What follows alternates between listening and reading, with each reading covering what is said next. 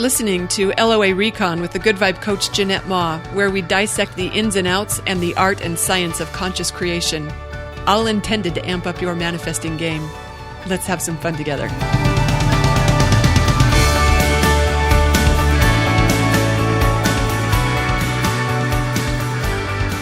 I wanted to share with you today how come some people act like it's a trick question when I ask them what they want.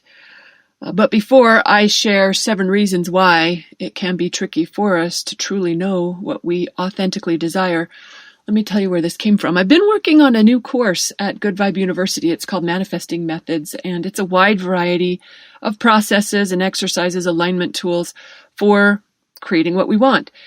And as I had this course created, I thought, oh, it'd be really cool to do this like in real time with people who want to play. So I created a 30-day manifesting challenge. Can you hear me smiling already? Oh, I'm already loving this.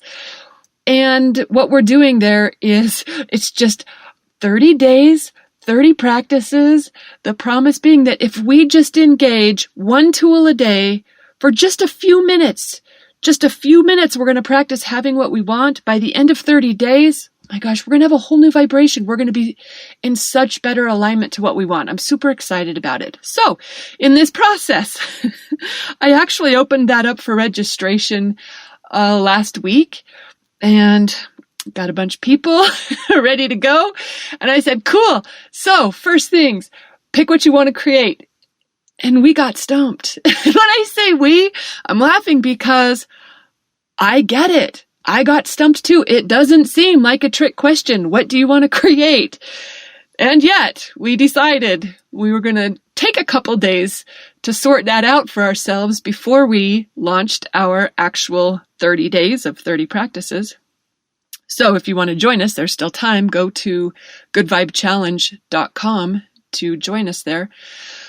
But when I asked people what they wanted and everyone got stumped, I was like, why is this so tricky? I know I started it. Okay, I started it when I offered guidelines for how to choose to create what you want. I said, for best manifesting success, this works better when it's a fresh desire, not something we've been working on for 10 years, when it's fun, right? Rather than feeling dire or important or life or death. And I had guidelines, so that might have helped. That might have tripped people up a little bit. But then I said, okay, forget it. You got the best help on the planet for manifesting what you want. You pick whatever you like. Forget my guidelines. Choose whatever you want. And still, people got a little stumped. So I thought I'd share my ideas. This is why I think when we do get stumped, we don't always, but when we do, here's why I think we sometimes struggle in knowing what it is that we want.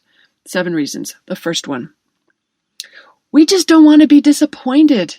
Like, it's easier to be thinking about our desires as someday fantasies or in vague terms, but when it comes down to pinning it down and committing to it, to declaring that you're really going to go for it, that can be a little scary because once we declare that, we become vulnerable to failure or to disappointment. Sometimes it's just more comfortable to hem and haw or to entertain it as a someday fantasy, not something we're going to actually do right now, because then we're not risking anything. But you know what? When we do that, it just leaves us in limbo, just manifesting more of the same old, and that's cool if you love what's going on. But if you're interested in life getting better, then yes, it is risky, but we're conscious creators. We have an enormous advantage in doing this. We've got all the advantages, not just one. We've got all the advantages. All right, I think another reason we sometimes struggle in declaring what we want or telling ourselves that we know what it is that we secretly think it's going to be hard work to get there. Like, we get tripped up by those gremlin thoughts that make us think, but there's going to be so much work and it's going to take so long and it's going to be so hard. Those are gremlins talking. Anything that makes you think you're going to have to sacrifice something that you hold dear, whether it's your time or your integrity or whatever, those are gremlin thoughts. They're not true. Don't believe them. Don't fall for it. That's muggle thinking.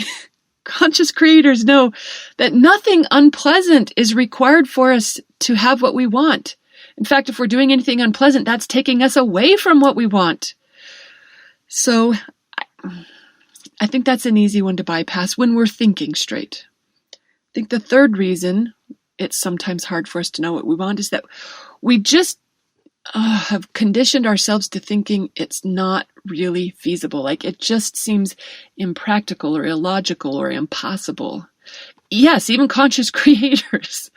If it's a big dream, if we don't know anyone who's done it or we know a bunch who've tried and failed, it's not unusual for us to be a little intimidated by it. But that's just gremlins getting in the way again, leading us to think that we're supposed to be realistic or practical in what we set our sights to in life. Nothing could be further from the truth when we understand what's really, truly possible by engaging our creative powers. Sometimes all we have to do is remind ourselves that we can have anything that we're capable of imagining. I'm going to say that again. We can have anything. If you can imagine it, you can have it, because that's where everything comes from.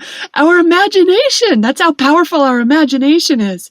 It's one of my other favorite courses at Good Vibe University is a stretch of the imagination, because I don't think most of us are using them the way they're meant to be. Okay.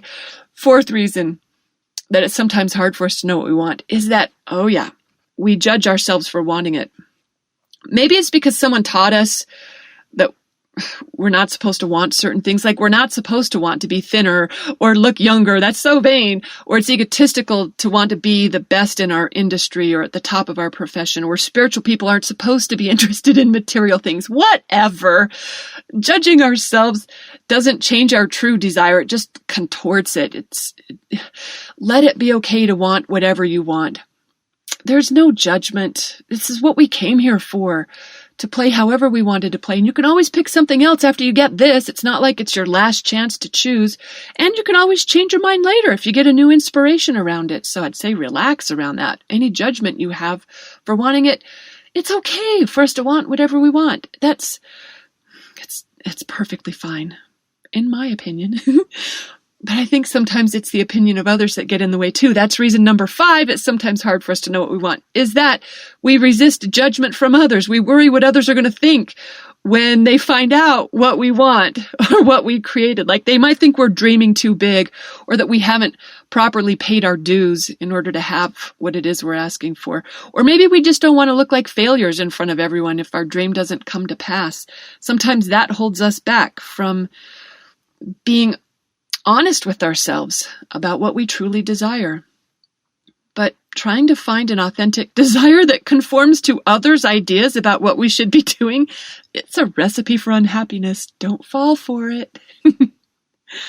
Number 6 on my list. I got a lot to say about this one. A lot to say, actually. I'm trying to think, how much should I say about this? Okay, what it is sometimes I think it's hard for us to know what we want because we're focused on the how instead of the true desire. Like sometimes we mistake a step we think is required to get to a true desire instead of dialing on the ultimate desire itself. Like, for example, when someone says they want to manifest 3 new clients in their business, when what they really want is just some extra cash to go on vacation. And it might not even be vacation they really want. It might really be to relax or to release some pressure, to enjoy a lighter schedule or to have an adventure or something else altogether. I think when a lot of money, oh my gosh, we do this with money all the time. People want to manifest money when really it's what we think the money is going to do for us that we really want. Money is often a how. So this is why I have so much to say about this, because sometimes, going back to what I said before, we get to want whatever we want. Don't let anyone talk you out of it. If what you want is a big chunk of change, then manifest a big chunk of change. And after you have that, then you can find something else to play with. But sometimes it's hard to declare what we want with true, authentic desire behind it, because it isn't what we actually want. We just think that's like for someone who thinks that in order to have the love that she wants, she has to get healthy. Or in order to have I'm just making things up now, not very well. Just sometimes it isn't what we really want. It's what we think is required in order to get to what we really want. Just focus on what you really want. Let's just go there. That's my idea.